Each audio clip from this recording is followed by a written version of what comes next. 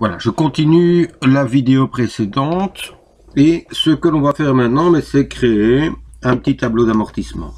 Donc j'aimerais bien savoir chaque mois les intérêts que je vais payer et ce qu'il me reste à rembourser. Alors, on va créer ce petit tableau d'amortissement et ici dans la colonne A, on va d'abord mentionner chaque fois les différents mois, donc de 1 jusqu'à 300. Alors je pourrais m'amuser à taper les deux premiers, glisser, m'arrêter à 300. Pour créer une suite, il y a une autre possibilité, ce qu'on va faire maintenant, qu'on avait déjà vu, je pense, au premier niveau. Alors, pour créer une suite, j'encode dans la cellule A8 la première valeur de ma suite. Donc j'encode la valeur 1. Et alors attention de valider. Si on ne valide pas, on n'arrivera pas. Donc soit Enter, puis on clique sur la cellule, ou soit le petit V de la barre des formules. Et ensuite, pour créer une suite, donc je vais lui demander de créer une suite de 1 jusqu'à 300 avec un pas de 1. Donc je vais dans l'onglet Accueil. Je vais ici sur le bouton Remplissage ou Recopie, ça dépend de la version d'Excel. Je clique dessus et j'ai une commande qui s'appelle Série. Je clique sur Série. Alors, je lui demande d'abord comment je souhaite obtenir ma série, soit en ligne, donc horizontale, en colonne, verticale. Donc, moi, je veux une série verticale. Bon, type linéaire. La valeur du pas, 1. Je veux chaque fois rajouter 1. Et je veux m'arrêter. La dernière valeur de ma suite, ce sera 300. Donc, je lui dis, tu crées une suite en colonne, donc verticale, de type linéaire, avec un pas de 1. Donc, tu augmentes chaque fois de 1. Et tu t'arrêtes à 300. Je clique sur OK, et en cliquant sur OK, j'ai bien une suite de 1 jusqu'à 300. Ah, j'aurais pu aller plus vite, mais bon, ça on voit bien. Voilà. Alors, je m'occupe maintenant des intérêts. Eh bien, dans Excel, on a une fonction qui permet de calculer les intérêts par période. Donc, je voudrais savoir le premier mois, combien d'intérêts je vais payer. Donc je paye ma mensualité de 202,56 €, mais sur ces 202,56 €, j'ai une partie d'intérêt. Alors, combien s'élèvent les intérêts pour le premier mois? La fonction à utiliser, c'est la fonction IntPair. Donc égale IntPair, j'ouvre la parenthèse. Premier argument de la fonction, il me le met bien ici, c'est le taux. Or le taux, il est en B2. Attention, je vais glisser ma fonction, donc B2 ne peut pas bouger, comme il ne peut pas bouger, je dois le figer. Et de nouveau, ici on calcule les intérêts périodiques. La période, c'est un mois, donc j'ai besoin du taux mensuel. Et donc ce taux, je vais le diviser par 12. Point virgule. Le deuxième argument de la fonction, c'est la période. Donc c'est la période pour laquelle je souhaite calculer les intérêts. Je calcule les intérêts pour le premier mois. Le premier mois est mentionné en A8 ici. Alors, ma cellule A8, je ne dois pas la figer. Je vais glisser ma fonction. Ensuite, ici, je calculerai les intérêts pour le deuxième mois, là pour le troisième, le quatrième. Donc, A8 ne veut pas changer. Point virgule pour ajouter l'argument suivant. NPM.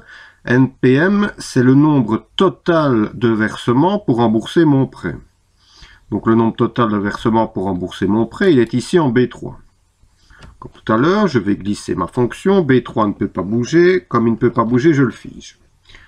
Point virgule pour l'argument suivant. L'argument suivant, c'est le montant emprunté, le montant initial emprunté, qui est ici en B1. Donc je mentionne B1. Comme pour les autres, je fige. Je ferme ma parenthèse. Je valide. En validant, j'ai une valeur. J'ai le même souci qu'avec VPM, donc j'ai une valeur négative. Par conséquent, je vais simplement inverser ma fonction en mettant un moins devant.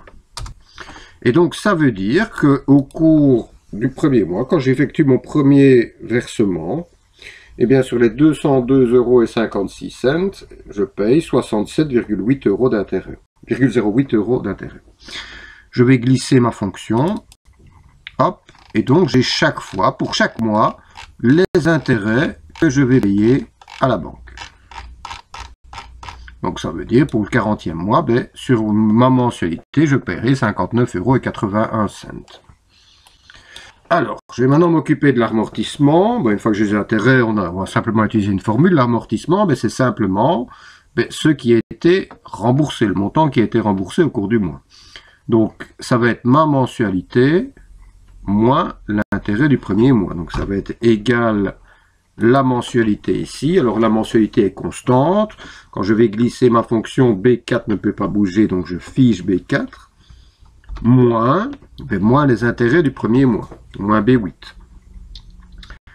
Je valide, je glisse, et en glissant, j'ai chaque fois l'amortissement mois par mois.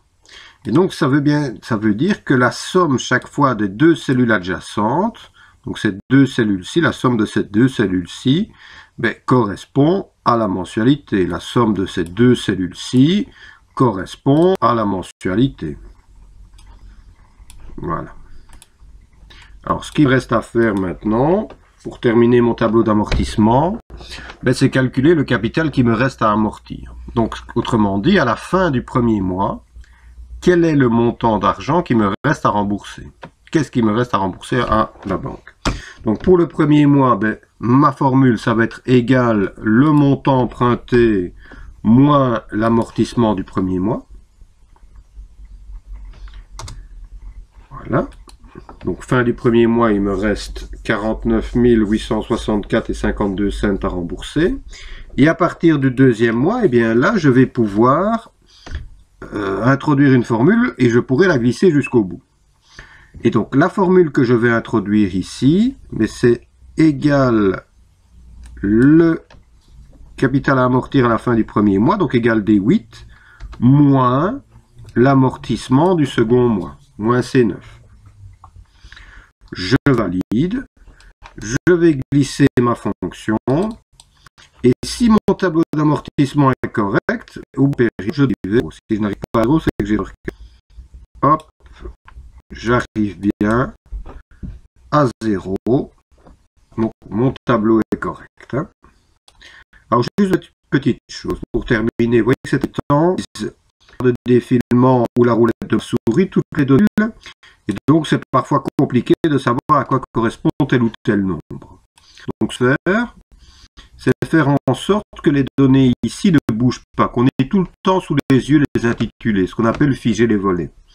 Alors, pour figer les volets, je vais cliquer ici dans ma cellule 8, parce que en cliquant en 8, quand je vais figer, je vais figer toutes les cellules qui se trouvent en haut à gauche de la cellule dans laquelle j'ai cliqué. Donc en cliquant ici, je figerai les cellules que j'ai mises en jaune ici.